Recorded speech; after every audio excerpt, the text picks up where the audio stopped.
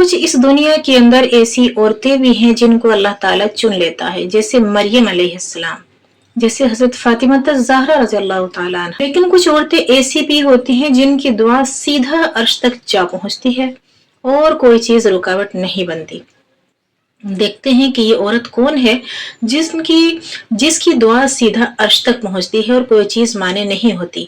देखते हैं क्या हम तो उनमें से नहीं या आप तो उनमें से नहीं। चलिए करते हैं अपना मुहासबा।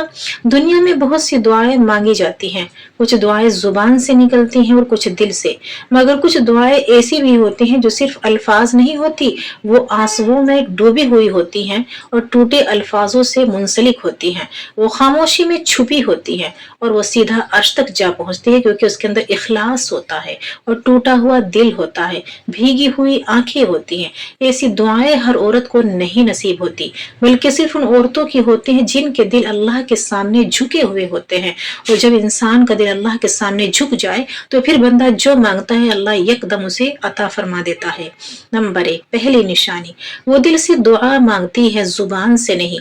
वो रस्मी अल्फाज अदा नहीं करती, बल्कि अपने दिल की बात अपने रब को सुनाती है और एक एक करके सुनाती है, टूटे दिल से सुनाती है, भीगी आंखों से सुनाती है, आंखों का समंदर बहा के सुनाती है। फिर अल्लाह और वो औरत, उन दोनों के दरमियान कोई नहीं होता। अल्लाह उसकी एक एक दुआ को गौर से सुनता है और उसका जवाब देता है, यानी कबूल करता है। नंबर 2, दूसरी निशानी, वो सब्र करने वाली औरत होती है। सब्र एक ऐसी चीज है, सब्र का माना खुद को रोकना, बांधना, और ये आसान काम नहीं है। देखिए, हम नमाज, रोजा, हज, ज़कात सब कुछ कर सकते हैं और हम कहते हैं कि हम सब्र के साथ कर रहे हैं, लेकिन जब पाला हमारा ऐसे लोगों से पड़ता है जो हमारे ही रिश्तेदार हैं और टॉक्सिक रिश्ते हैं, जहरीले रवैये, उनके जहरीले रवैये होते हैं, उनके माथे पर चार चार पेशानी पर उनके बल पड़े होते हैं, जब वो हमें देखते हैं तो सड़ा हुआ मुंह बनाते हैं, वो शिकायत कम करते हैं। ऐसे लोगों को देखकर भी ऐसी औरतें जो सब्र वाली होती हैं, अल्लाह के लिए सब्र करती हैं, तो उनके लिए ये सहना आसान हो जाता है। वो शिकायत कम और सब्र ज्यादा करती हैं। नंबर 3, तीसरी निशानी, वो अल्लाह पर मुकम्मल भरोसा रखती हैं। ऐसा तवक्कुल जैसा पहाड़ रखते हैं कि जहां अल्लाह ने हमें जमा दिया, ये उनकी असल जगह है। बस वो भी यही चाहती है कि अल्लाह मुझे जो चीज दे रहा है मैं उसकी अहल हूँ, और जो चीज मुझे अल्लाह ने नहीं दी मैं उसकी अहल नहीं थी। वल्लाहु यख्तस्सु बिरहमतिही मन यशा, अल्लाह अपना फजल जहाँ चाहता है खास कर देता है कि उसका रब उसे खाली नहीं लौटाएगा। वो इस बात का यकीन रखती हैं और अल्लाह से मांग रही होती हैं और किसी को अपने दिल का हाल नहीं सुनाती, न गीबत करती है, न चुगली करती है, न बुहतान लगाती है, बस सब्र का दामन थामे रहती। नंबर 4, चौथी निशानी, वो गुनाहों से बचने की भरपूर कोशिश करती हैं। वो कामिल नहीं होती मगर वो कोशिश जरूर करती हैं। और अल्लाह ताला फरमाता है, जो इंसान जिस रास्ते पर चलता है मैं उसको उस रास्ते पर चलना आसान फरमा देता हूँ। जो इंसान अपना तज़किया करना चाहता है अल्लाह ताला उसको मजीद अता फरमाते हैं। जो इंसान अपने आप को बुराई से रोकना चाहता है अल्लाह ताला उसकी उसमें मदद फरमाते हैं। फिर ऐसी औरत जब अल्लाह के लिए एक खास बन जाती है तो अल्लाह भी उसके लिए खास बन जाता है। जब वो अल्लाह की बात करती हैं तो अल्लाह तबारक व ताला उनकी जुबान बन जाता है। जब वो नेक बात सुनना पसंद करती है तो अल्लाह ताला उनके कान बन जाता है। जब वो नेक मजलिसों में जाना चाहते हैं तो अल्लाह ताला उनके पाँव बन जाता है। जब वो हाथों से सदका करना चाहते हैं तो अल्लाह ताला उनका हाथ बन जाता है। नंबर 5, पांचवी निशानी, वो रातों को अल्लाह से जाकर बात करती हैं, तहज्जुद पढ़ती हैं और समझती हैं कि वह तहज्जुद भी नाफिलतन लक, अगर मेरे रब ने तहज्जुद हमें बताई है तो इसका जरूर कोई फायदा है।